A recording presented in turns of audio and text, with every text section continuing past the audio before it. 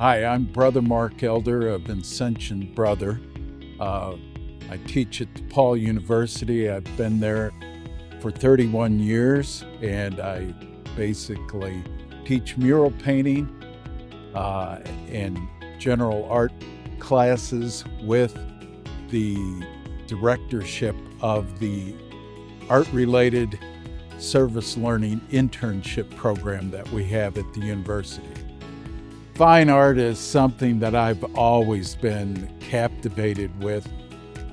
Going back as a child, I always enjoyed cartoons as such. And as I grew to appreciate them more and the characteristics of how they could tell stories, and I found myself liking the notion of telling stories and how you can both tell a story and make something creative that was totally from your heart, so that always captivated me and I wanted to explore it. Well, what I'm working on now is just an extension of the kind of career I developed for myself, which is community-supported murals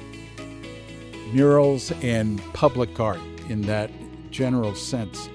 So the whole notion of where the art piece comes from a desire of a particular neighborhood to want to display their values, their culture, their real essential values in art for any visitor to see.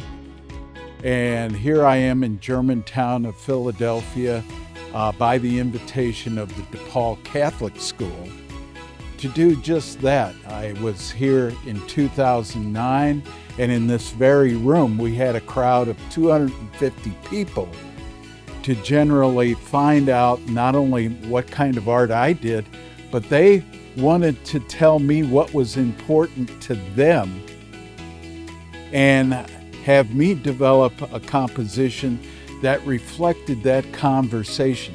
I came here with absolutely no agenda, but to listen to the people and reflect on what they told me what was important. So on the west side of the building, you would see that conversation.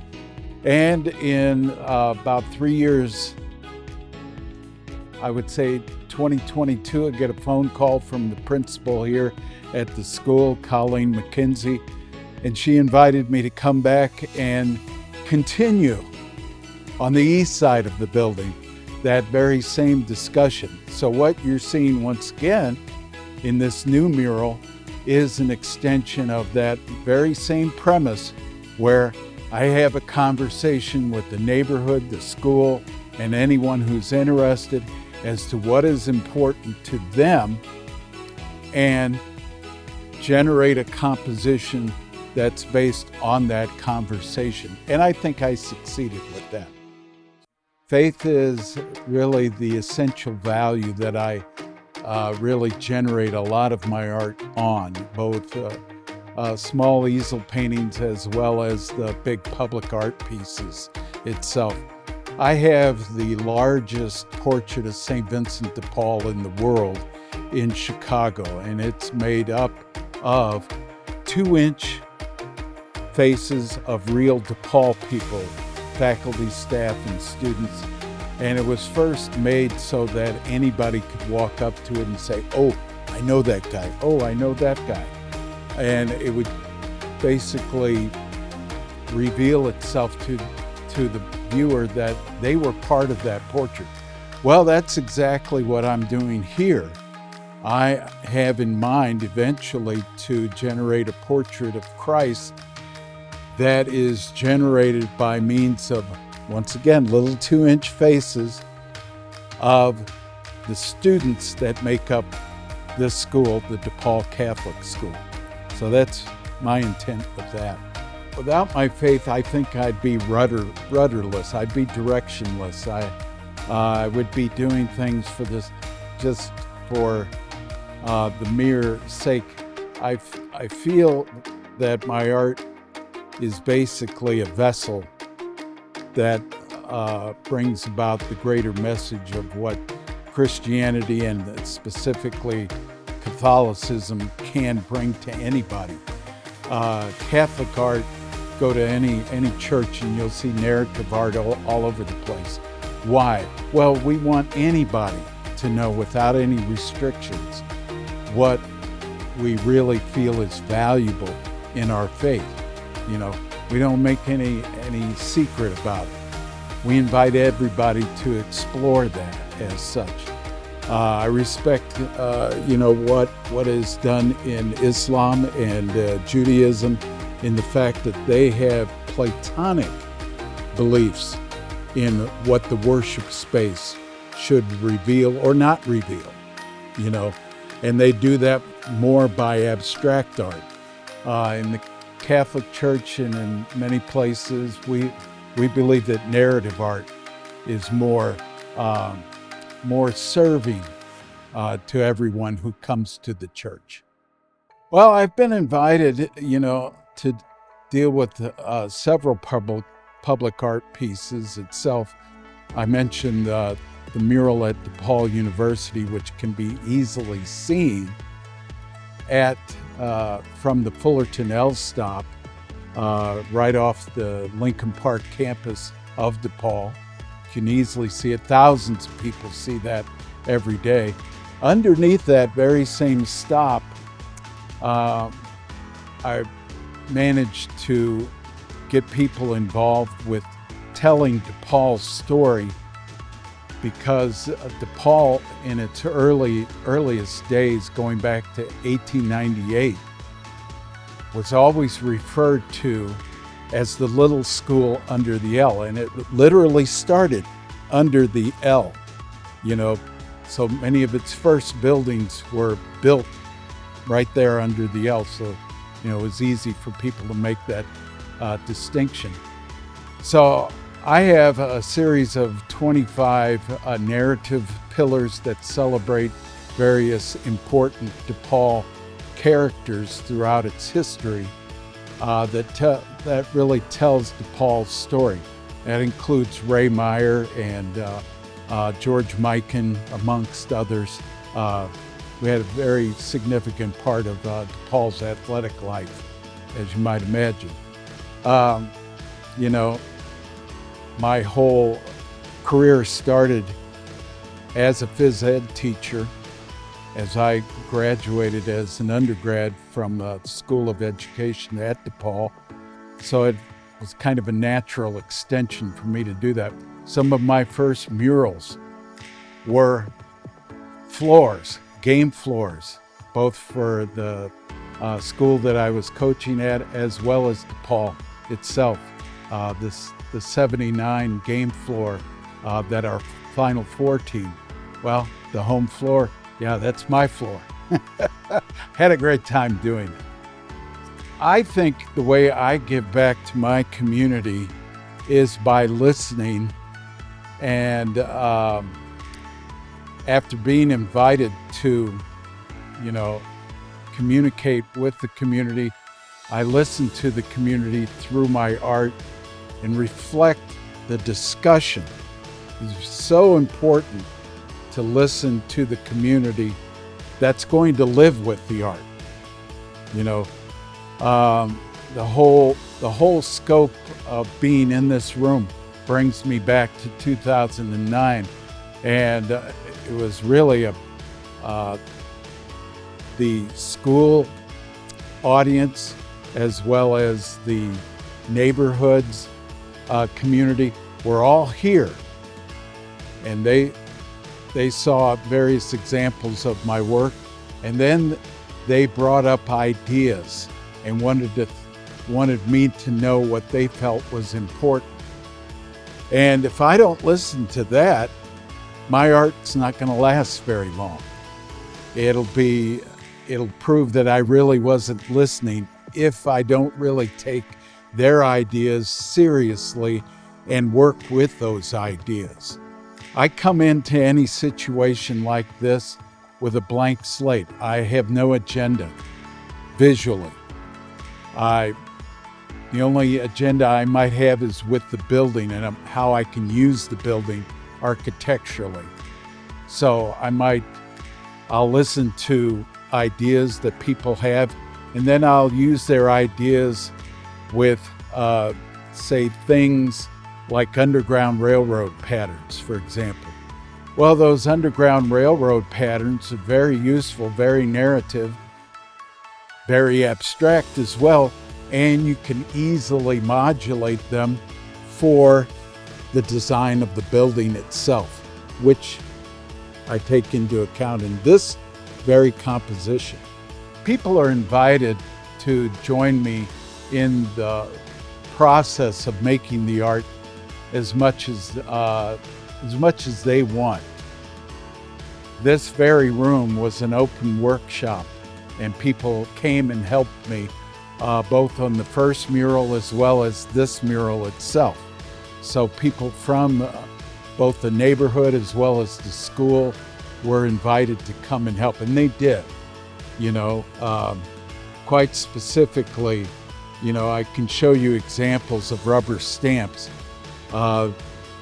Some of the kids from the school actually helped in fabricating some of the pieces with the rubber stamps. So they got to both use them and see them, as well as future students can actually see them for what they are down the road, because they'll be very visible. Well, as one of the notable endeavors that I do enjoy Western culture and cowboys a lot. You'll see when we walk outside, do fancy a cowboy hat that's very protective of my head, as you might imagine, but still, I do go on cattle drives. I do a lot of horseback riding when I can, and the opportunity allows itself. But most of the time, I make a lot of art in my studio. I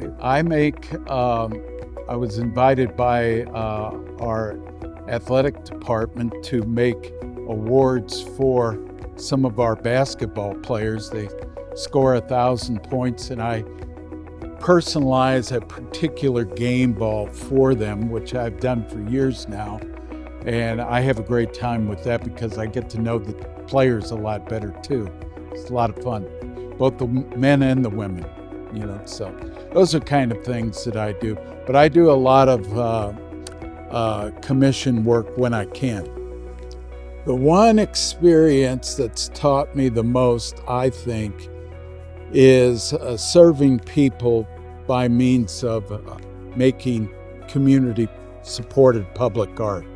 I feel that's the number one thing, mainly because as a religious brother, I feel it's the best way for me to evangelize through the art for the people themselves. The art will speak for itself because there was a dialogue, first of all, to find the common ground where everybody can build on. Well, I hope to be teaching at DePaul for another few years yet. I'm 71 right now, and I hope to be teaching at least till I'm 80. And I do hope to be able to do some more public art when I can. I have a goal of dealing with art that really memorializes the history of enslavement in this country, especially with some groups, especially my own religious congregation itself, the Vincentians. So we hope to really address our history on that, because there is a history in that. That history gets represented, first of all, through my father, who was a member of the United States Marine Corps for 32 years, was a fighter pilot, did have the distinction of flying with people like John Glenn, the astronaut. So there's some providential things from that, dating back to even 1948. As I go through my own story, things like I got to witness how he viewed the world and how the world treated him, especially through the Vietnam War. I had to deal with the possibility of people not understanding what a military professional was in a faith community.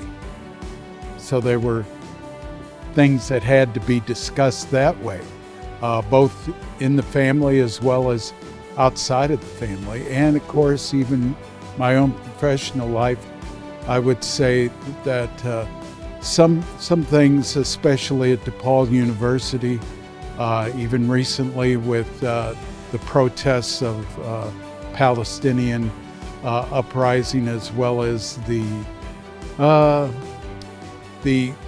civil unrest that we had on campus, can be viewed as historic. But a lot of the things that I created in art are around today because they add to the discussion that's ongoing with what we believe as really fundamental and essential values that we have in the church itself. So that too can be viewed as historic. Now, outside is especially for the Western mural, the first mural that I have. There's a great title plaque, we'll call it, that does document all the people that contributed to the first effort of this mural cycle that's here, dating back to 2010, 11, and finally when it was finished in 2012.